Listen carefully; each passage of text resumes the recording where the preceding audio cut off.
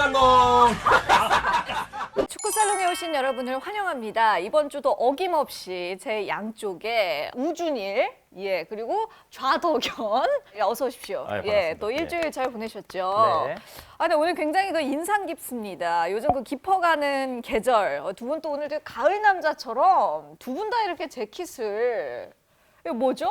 그렇게 입혔더라고요. 왔는데. 예. 뭐죠? 이거 그렇게 입히니까 입더라고요. 입지. 우리가 준비한 게 아니야.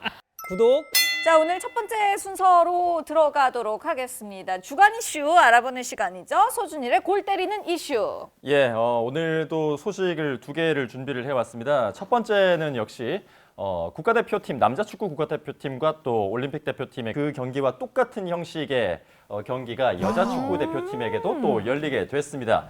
10월 22일이죠. 오후 2시에 파주 스타디움에서 여자 축구 대표팀하고 또 U20 대표팀의 스페셜 매치가 한 차례 성사가 됐습니다. 좋네요. 예, 역시나 이 경기도 모바일로만 티켓이 구매가 가능하고요. 남자 축구 대표팀 때와 마찬가지로 아주 철저한 방역 수칙이 또 적용이 될 예정입니다. 그럼요. A 대표팀도 당연하게도 또 유럽파를 제외를 하고 국내에 있는 선수들 위주로 26명이 8개월 만에 또 오랜만에 소집이 됐습니다. 네. 사실 뭐 내년 2월에 굉장히 중요한 이벤트가 기다리고 있죠. 그렇죠. 도쿄올림픽이 한 차례 연기가 됐는데 그 플레이오프가 중국과의 플레이오프가 기다리고 있습니다. 그 경기를 앞두고 뭔가 좀 선수들이 과연 어떤 선수들이 더 컨디션이 좋고 또 콜린 벨 감독의 그 전술에 더 잘 녹아들 수 있는지를 시험할 수 있는 굉장히 좀 중요한 무대로 사용을 할 수 있을 것 같다는 생각이 들고요. 네. U20 대표팀 역시 똑같이 의미가 있습니다.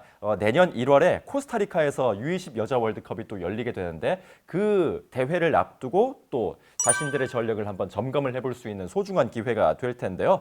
뭐 굉장히 익숙한 선수들이 또 소집이 됐습니다. 골키퍼의 김정미 선수부터 시작해서 이민아 선수도 또 오랜만에 소집이 됐고 여민지 선수라든지 심서연 선수 뭐 이런 선수들도 다 소집이 됐으니까 10월 22일에 또 이벤트 매치를 또 즐겨 보시면은 오랜만에 이 선수들 또 태극 전사 유니폼을 입은 이 선수들의 얼굴을 확인을 하실 수가 있을 것 같습니다. 네. 이 경기 끝나고 나서는 또 26일에도 한 차례 더 경기가 열리는데 그 경기는 또 비공개로 진행이 된다고 비공개군요. 네. 네. 상주 상무가 사실 올 시즌을 마지막으로 연고지를 이전을 하는 것은 모두 다 잘 알고 계시겠죠. 이제 홈 경기에서 리그 경기 고별전을 또 치르게 됐습니다. 25라운드 상주와 대구전이 리그에서 상주 상무의 마지막 홈 경기였는데요. 2대1로 또 승리를 거두면서 상주 상무가 마지막 홈 경기에서 유종의 미를 거둘 수가 있게 됐습니다. 네. 이 마지막 홈 경기였던 만큼 여러 가지를 또 상주 상무 구단에서 준비를 했습니다.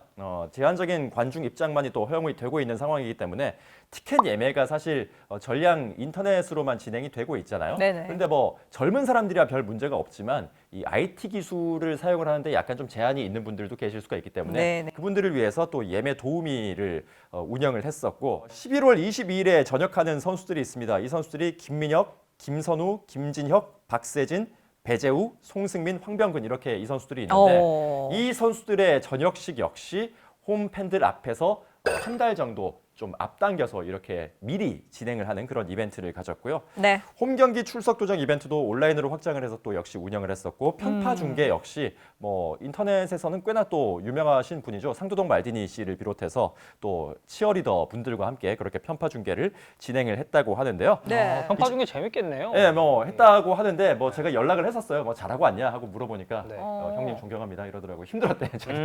아, 네. 상도동 말디니 씨랑 친분이 있으신 거예요? 아 예, 예. 근데 이분이 사실 말씀도 되게 잘하시고 재밌어요. 축구에 예. 대해서도 좀 네, 이해도 열심히 사는 있으신 친구고.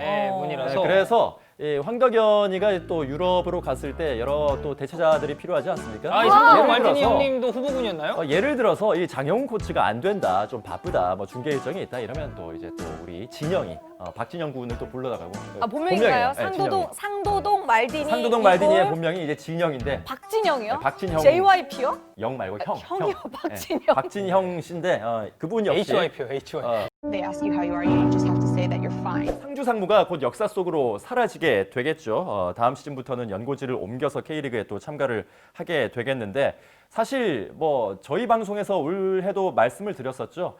상주 상무가 연고지를 옮긴 다음에 상주에 그대로 시민구단이 창설이 된다라는 그런 기대감이 있었는데 그게 또 최종적으로 불발이 되면서 아쉬운 목소리도 좀 많이 남긴 했습니다만 그래도 또 상주 상무가 할 수 있는 한에서는 최대한 또 아름다운 이별을 그렇게 하게 됐다는 소식을 또 전해드리겠습니다. 네, 그래도 상주 상무 오랫동안 응원해 오셨던 홈팬들은 참 그냥 뭐라고 표현해야 될지 모르겠는데요. 정말 많이 서운하고 좀 슬프실 것 같다는 생각이. 이게 뭐 군팀의 한계죠. 사실 그 10년을 주기로 해가지고 그렇게 떠나야 하니까 뭐 이거는 예정되어 있는 이별이고 네, 뭐 예정된 이별. 또 뭐 선수들이 우리 같은 사람들도 또 전역을 하듯이 군팀도 그 연고지에서 전역을 한다 뭐 그렇게 생각을 하면 될 것 같은데 K리그2에서 다음 시즌에 다시 또 시작을 해야 되겠죠. 그 또 시작이 굉장히 또 재미있지 않을까. 왜냐하면 또 K리그1에서 경쟁하던 선수들이 2부 리그에 내려가서 또 경쟁을 하게 된다면 내년에는 진짜 K리그1으로 승격하는 것이 정말 어렵겠다. 네. 그래서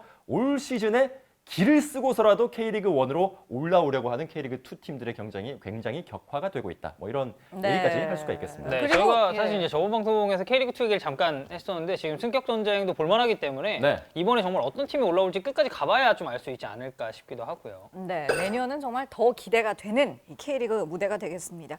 그리고 이제 김천으로 가게 되잖아요. 네. 들어보니까 다행히 그 김천이 이 기존에 뭐 경기했던 곳이랑 아주 멀진 않다고 하더라고요. 한 20분 더 가면 된다고 하더라고요. 네, 뭐 차로. 똑같이 경북에 있는 그런 연고지니까 굉장히 멀진 않을 테니 네. 또 네, 기존에 네. 상주 상무를 서포팅을 하셨던 분들도 조금만 더 수고를 하시면 똑같이 경기를 즐기실 수가 있으니까 네. 내년을 또 기대를 해보겠습니다. 네. 자, 이렇게 해서 소준일 캐스터와 함께 한 주 동안의 K리그 이슈들 정리해봤습니다. 그리고 지난 주말 K리그 25라운드 경기들이 펼쳐졌는데요. 모두 6경기가 치러졌었죠. 자, 이 중에서 저희가 또 한 경기를 골라서 자세하게 되짚어보는 시간을 갖도록 하겠습니다. 황덕현 해설위원이 준비를 하셨는데 어떤 경기 하실지 오늘은 눈에 뻔히 보이네요. 어떤 경기죠? 동해안 더비겠죠. 맞습니다. 동더. 네, 동덕, 울산, 포항, 울포. 그 예전에 K리그에 이런 그 말이 있었습니다. 성수 울포라고.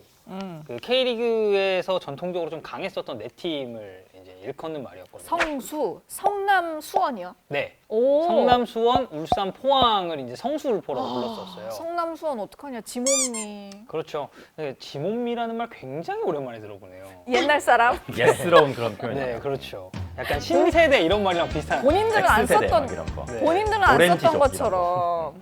오렌지족은 너무 이건 야타족 저보다도 더, 이건 저보다도. 야타족은 뭐죠? 야타 이건가요? 그렇죠. 아. 압구정에 가면은 차를 끌고 와서 야 타. 여자분을 꼬시는 그런 남자분들 돈 많은. 소준일 캐스터도 많이 해봤어요? 나 그때 초등학생이었어. 성수울포부터 여기까지 왔고요. 예. 자, 울산 포항 동해안 더비가 올 시즌 네 번째 맞대결이 치러졌습니다. FA컵 한 경기가 있었기 때문에 총 3경기가 치러졌는데 울산이 다 이겼죠. 지금까지는. 그렇죠. 네, 시즌 네 번째 동해안 더비 맞대결에서 결론부터 얘기하자면 포항이 아주 시원하게 울산을 두드려 팼습니다. 네. 자, 라인업부터 살펴보면 울산은 최근에 그래도 비교적 좋은 폼을 보였었던 비온 존슨 선수가 주니오 선수 대신에 선발 출전을 했고요. 네. 이동경 선수가 중앙 공격형 미드필더 자리에 뛰었는데 아무래도 이 A대표팀과 올림픽 대표팀의 스페셜 매치에서도 이동경 선수가 뭐 득점도 하고 상당히 좋은 폼을 보였기 때문에 선발 라인업에 이제 포함이 됐고 저는 만약에 정상 컨디션이었다면 원두재 선수 역시도 라인업에 포함이 됐을 거라고 보지만 이 스페셜 매치 도중에 이 조규성 선수와의 경합 과정에서 목 부상이 좀 있었어요. 그래서 이제 원두재 선수가 선발 라인업에서는 빠지게 됐습니다.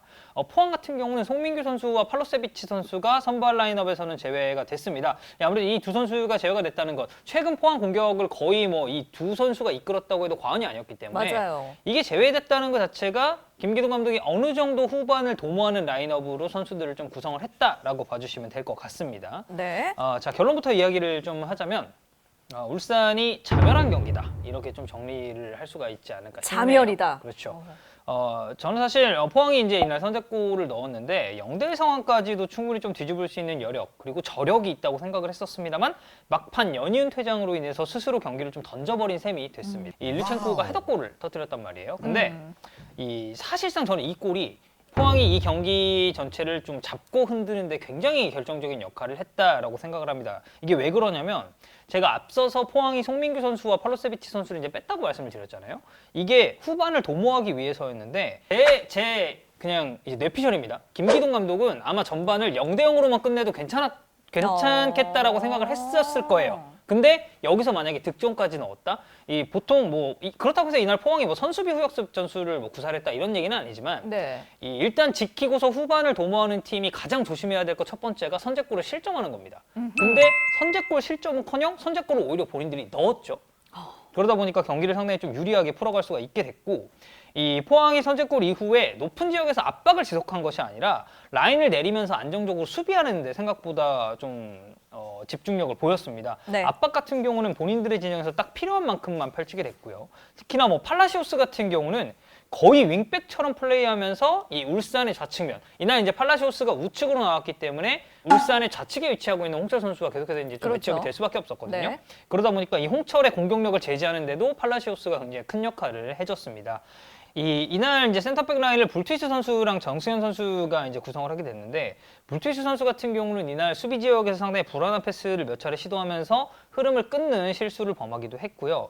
이 침투 움직임을 가져가는 일류체코 선수를 효과적으로 제어하지 못했고 이 과정에서 위험 상황에 수차례 노출되는 문제점도 반복이 됐습니다.